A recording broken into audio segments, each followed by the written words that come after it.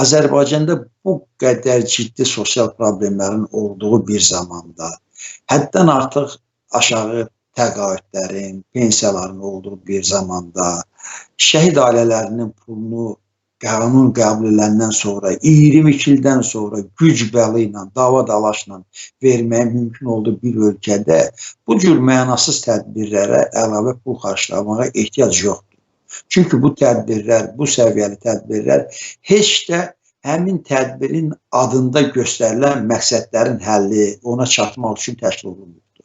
Bunların məqsədi, bu cür tədbirləri təşkil edilməkdə bir məqsədi var. Güya ki, bu cür tədbirlərlə Azərbaycandakı qeyri-qanuni, korrupsiya, cinayətkar rejimin imicini yaxşılaşdıracaqlar. Dünyaya onu yaxşı donda təqdim edəcəklər və dünya ictimaiyyəti də Azərbaycan hakimiyyətinin mədəni, sivil bir hakimiyyət olduğunu qəbul edəcək və ona da adekvat münasibət göstərəcək.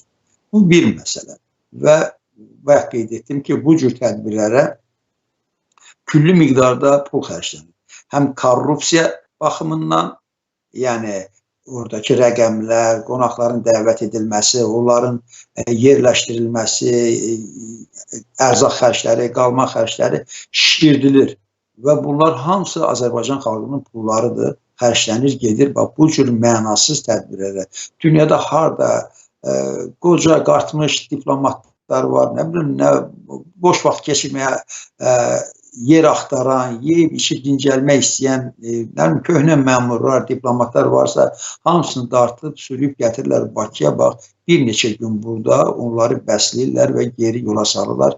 Və az imiş ki, bax, bu tədbirlə bağlı Azərbaycan televiziyaları uzun-uzadı zəhlə tökən verilişlər hazırlayıb, tamaşaçıların belə deyil, zəhləsini tökürlər və heç bir nəticə olmadığından mümkün qədər bu materialları fırlatmağa, zorla gözümüzə soxmağa çalışırlar.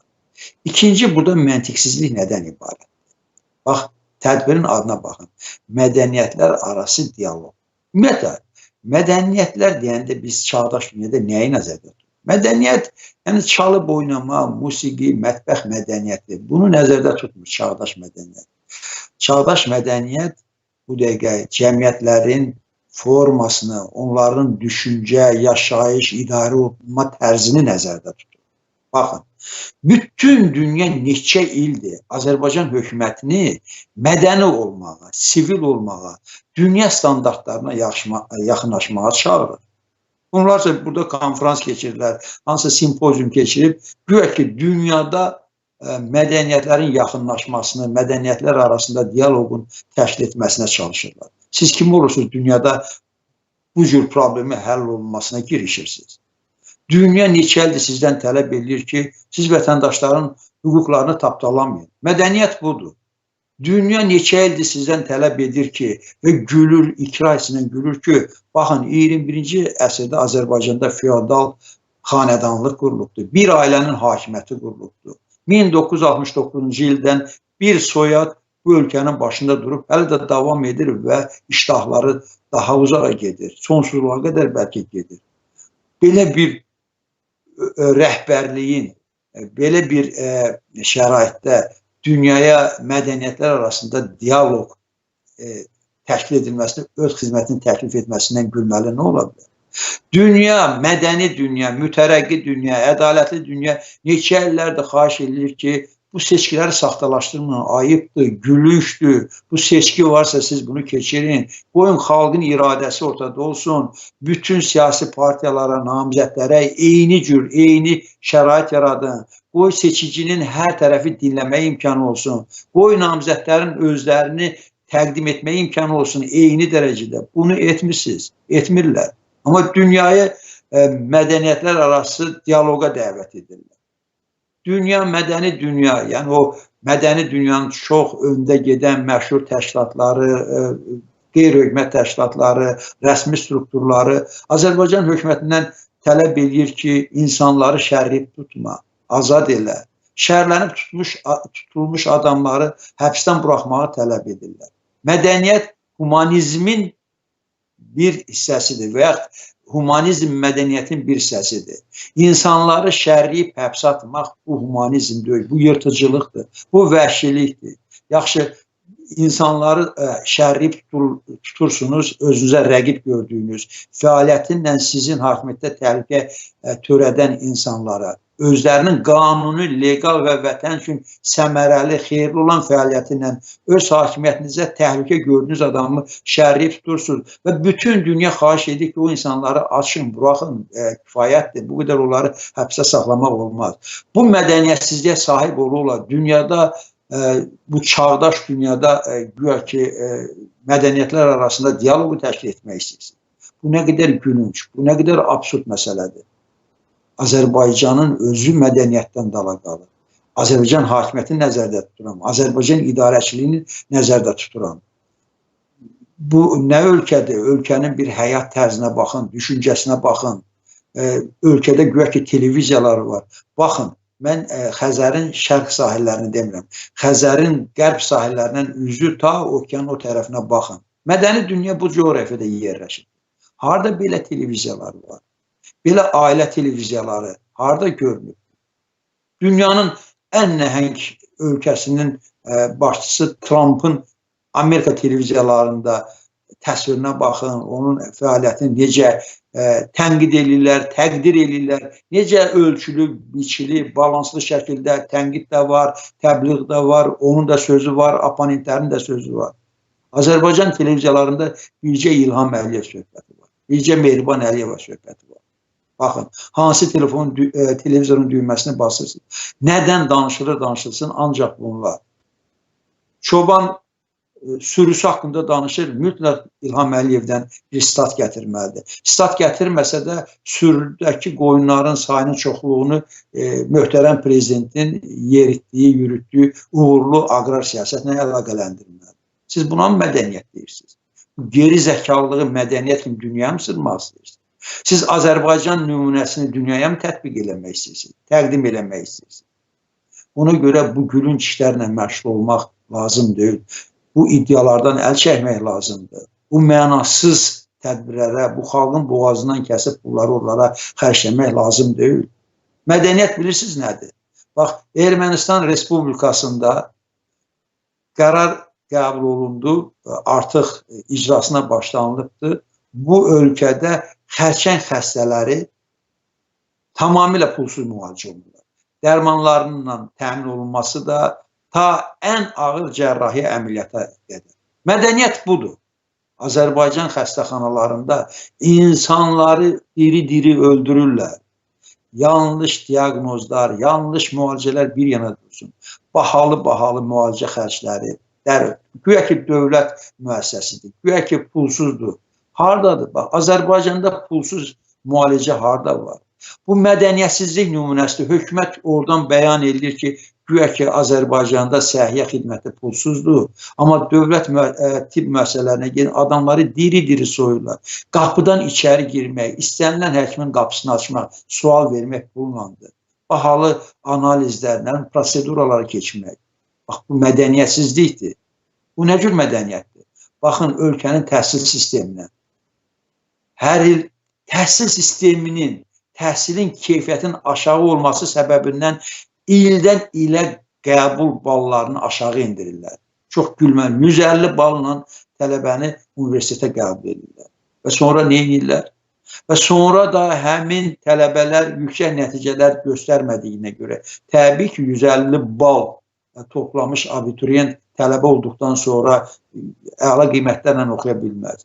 Və bütün təhsil pulu xidmət kimi göstərilir. Bütün təhsili pullu eləyibsiniz. Budurmu mədəniyyət? Həmin tələbələr təqaüd ala bilmirlər. Təqaüd şərtlərini elə qoyublar ki, ancaq universitet tələbələri wunderkind olmalıdırlar ki, onlar təqaüd ala bilsin. O da qəpik quruş təqaüd. Necə olur? Və bu qəbul imtahan ballarını aşağı salırsınız və o təhsil haqları alınır, bu qədər pullar yığılır. Heç nə onların bir hissəsini təqaüd şəklində bu tələbələrə qaytarın. Bunların ailələrinin biraz bu maliyyə yükü yüngülləşsin. Çətindir axı onlar üçün. Çünki siz o məktəbdə təhsil verilməsi işini də valideynlərin çiyninə yüklübsün. Çünki məktəbdə uşaqlar təhsil ala bilmir. Repetitorların vasitəsilə təhsil alırlar. Budurmu mədəniyyət? Mədəniyyət həm də çağdaş təhsil deməkdir. Əgər bir ölkədə çağdaş təhsil yoxsa da, müasir tələblərə cavab verən təhsil sistemi yoxsa, o ölkədə mədəniyyət yoxdur. Necə olur ki, Azərbaycan dünyada mədəniyyətlər arası dialoqu təşkil edir? Bu cür təhsil sistemi, bu cür məktəbləri olan ölkədə hansı mədəniyyətdən danışmaq olur? Zaman-zaman söylənilir, göstərilir. Kəndlər var, məktəblər mal tövləsinə, toyuq hinə oxşuyur. Dirək qoyublar uçmasın. Yağış yağanda altda ləyən düzürlər, aftafa düzürlər. Elə yerdə uşaqlar dərs oxurlar. Bunlar dünyaya mədəniyyət nümunəsi göstərirlərmiş. Dünyanı mədəniyyətə dəvət edirlərmiş. Nə qədər gülünç, nə qədər absurd. Elə Sevinç xanım girişdə dedi, bugün parlamentin bir sıra komitələrində ölkənin təhlükəsizliyi, müdafiəsinə məşğul olmalı olan komitələrdə, sosial şəbəkələrdə ki, vəziyyət müzakirə olunur. Orada tənqidlərin qarşısını almaq üçün yollar fikirləşirlər. Və məsələ qaldırırlar ki, güya ki, söyüşün qabağını almaq lazım. Bəli, söyüş söymək olmaz. Heç bir halda söyüş söymək olmaz. Kimdən danışılırsa danışılsın, hansı təşkilatdan, hansı şəxsdən danışılırsa danışılsın, onu söymək olmaz, təhqir eləmək olmaz, ailə məsələlərini ora qatmaq olmaz. Tənqid eləmək olar, fikirləri bildirmək olar. Ancaq Azərbaycan siyasətinə söyüşü gətirmiş bir təşkilat, bir hakimiyyət nə haqla indi söyüşün yığışdırılmasını tələb edir? Kim gətirdi bu ölkə söyüşü? Baxın, Heydər Əliyev hakimiyyətə gələndən sonra ölkədə rəsmi senzura var idi. Onda çap mediası ortada idi. Yəni, müxalifət qəzetləri istədiyini yaza bilmirlər. Çünki orada senzura var idi. Yəni, durub da onlar təhqir yazası deyildir. Amma hökumətin Naxçıvan, Səs, İki Sahil, bu tipli qəzetləri səhərdən axşama müxalifət partiyaları, onların liderləri ünvanına küçə söyüşləri yazırdılar. Kukla verilişi yadınızdadırmı? Kim gətirdi bunu? Söyüşü kim gətirib Azərbaycan siyasətinin leksikonuna? Axı, danışanda biraz abrı, həyanı gözləmək lazımdır. Ölkə başçısı deyilən şəxs müxalifət haqqında danışanda deyir, onlar ünsürdülər. Sonra da deyirlər ki, bəs yapın siyasətini tənqid edəndə söyüş söymək olmaz. Bəs bu qədər cəmaatı siz təhqir edirsiniz, döyürsünüz, söyürsünüz, hədəliyirsiniz. İndi istəyirsiniz sizə çox belə hörmətlə yanaşsınlar. Hər şey qarşılıqlıdır. Siz gərək hörmətlə danışasınız, insanlara, vətəndaşlara hörmət eləyəsiniz, onları alçaltmayasınız. Mən yenə də qeyd edirəm, hətta sizin elə davranışınızın müqabilində əks tərəfə söyüş söymək mən qəbul eləmirəm. Ancaq bir də məsələyə faktoloji baxmaq lazım. Niyə bunlar baş alıb gedir? Çünki bu nümunəni, bu dərsi, bu addımı siz özünüz gətirmişsiniz Azərbaycan siyasətinə. Azərbaycan televiziyalarında müxalifətçilərin şəxsi həyatını, yataq həyatını, intim həyatını siz fırlatmırdınız saatlarla.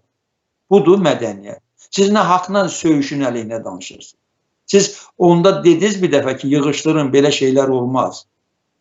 Özə kimlər danışır? Təsəvvür edin, o adamlar ki, bu söyüşləri, bu təhqirləri təşkil edib, onu stimullaşdıran adamlar, göstəriş verən adamlar, indi güya ki, bunların bir mədəniyyəti var imiş, qanacağı var imiş, deyirlər, söyüş olmaz. Söyüş olmaz. Azərbaycan televiziyaları söyüşlü. İnsanlar baxa bilmirlər onlara. Söhbət ondan gedir. Amma ümumi cəmiyyət indi sosial şəbəkələrdə kimsə hakimiyyətə qarşı qəzəblidir və onların hakimiyyətin çox məntiqsiz, qanunsuz, yersiz, təhqiramiz hərəkətlərinə hərə öz səviyyəsində reaksiya verir. Amma burada söhbət heç də söyüşdən getmir. Söyüş bəhanədir. Çünki söyüş bunların alına yazılır. Söyüş bunların ritorikasının əsas hissəsidir. Danışıq mədəniyyətinin əsas tərkib hissəsidir. Sadəcə olaraq bu söyüşləri bəhanə eləyib də sosial şəbəkələri məhdudlaşdırmaq istəyirlər. Oraya Azərbaycan vətəndaşlarının çıxışını qadağan eləmək istəyirlər, əngəlləmək istəyirlər. Neçə vaxtdır bu haqda Siyavuş Novruzov danışır, Aydın Mirzəzadə danışır, digərləri danışır. Çünki çox narahatlar. Əksində bu onu göstərir ki, bəli, bu geri zəkalı və geridə qalmış, orta çağlarda qalmış bu hakimiyyət internet zamanının, internet dövrünün hökmlərini, şərtlərini başa düşə bilmirlər, qəbul edə bilmirlər. Xeyri yoxdur. Onsuz da bir baxın, biz 5-6 il bundan qabaq deyirdik ki, vaxt gələcək artıq bu televiziyalara ehtiyac qalmayacaq. Çünki internet o qədər inkişaf edəcək. İnternetin imkanları o qədər genişlənəcək ki, artıq hökumətin o yalancı televiziyalarına heç bir ehtiyac qalmayacaq. İndi həmin zaman gəlibdir. Xüsusən bu son zamanlar, xüsusən Milli Şuranın yanvarın 19-da təşkil elədiyi ümumi müxalifət mitinqindən sonra bunlar sosial şəbəkələrin gücünü və əhəmiyyətini bir də gördülər. Şaşırıblar, çaşıb qalıblar. Bu gücün qarşısında onlar artıq başlarını itiriblər. Bilmirlər hansı addımlar atsın. Bu qədər pulları, resursları, nə qədər mənasız qəzetləri, televiziyaları bir dənə blogerin qarşısında duruş gətirə bilmirlər.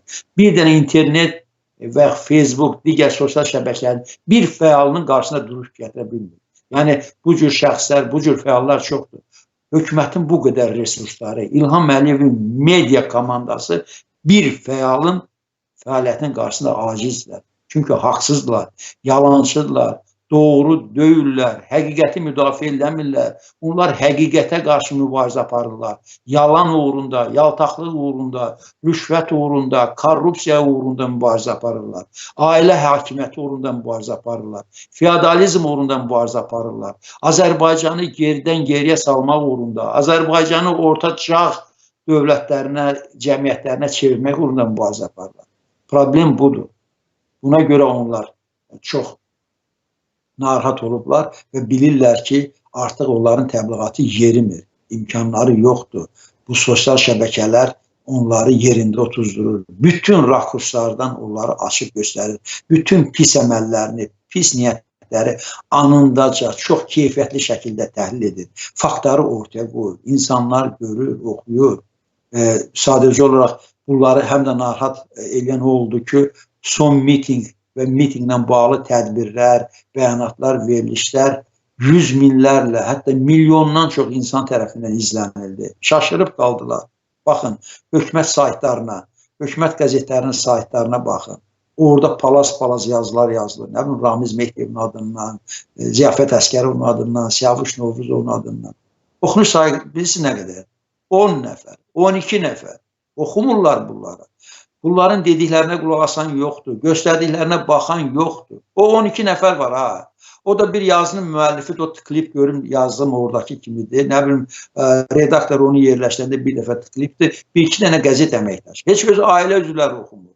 Bəs bu partiyanın 700 min üzvü var idi. Necə olur ki, 700 min üzvü olan partiya həmin partiyanın orqanında, mətbuat orqanında çap olunan yazını oxumur. 700 mindən 7 nəfər əziyyət çəkib o yazını oxumur. Oxumayacaqlar da. Kimə lazımsın o yalanlarınız, böhtanlarınız, reallıqla heç bir əlaqəsi olmayan məddahlığınız, yalvarışlarınız, nə bilim, bunlar heç kəsə lazım deyil.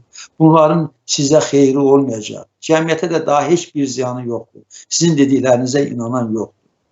Başqa bir məsələni deyim. Dəfələrlə biz demişik ki,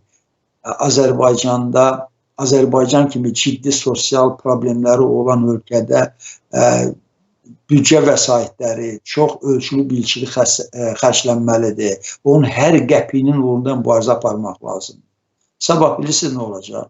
Sabah Formula 1 yarışının təşkilatçıları Bakıya gələcəklər.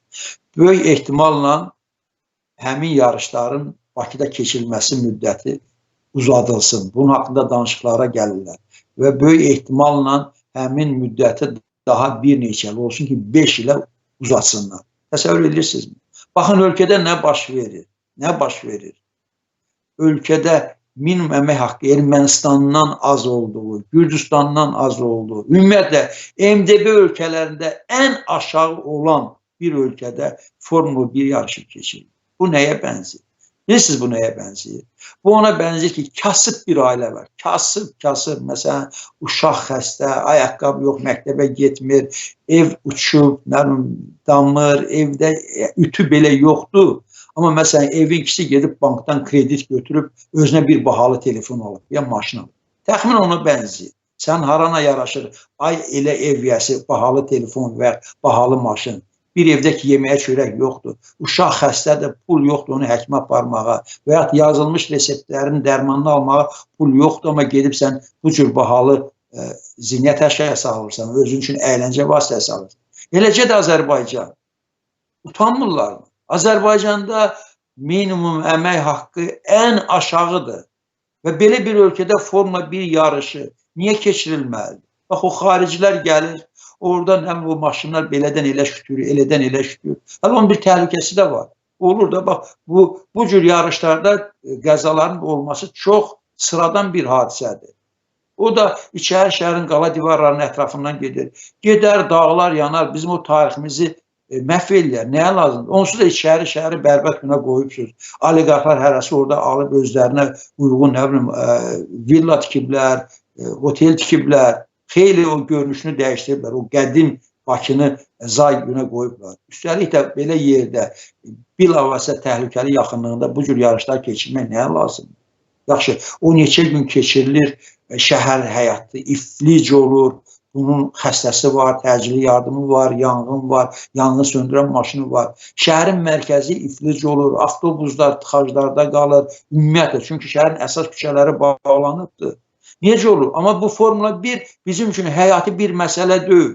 Əcnəblərin gəlib burada keyf çıxartmasıdır, əylənməlidir, əylənmələridir.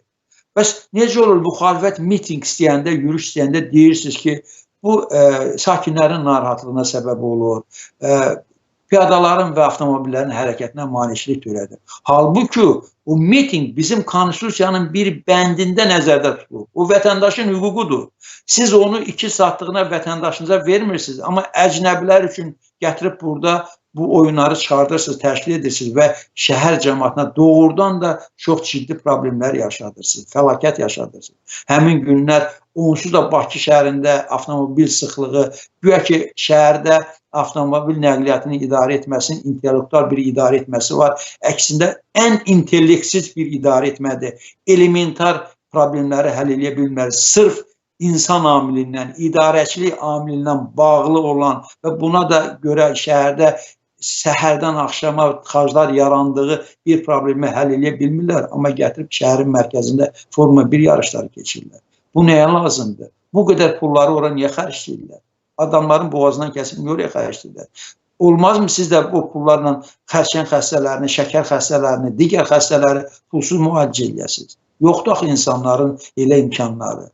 Astronomik rəqəm tələb edirlər. İstənilən klinikə get, istəyir özəl klinik olsun, istəyir dövlət səhiyyə müəssisəsi olsun, dəhşətli rəqəmlərdir.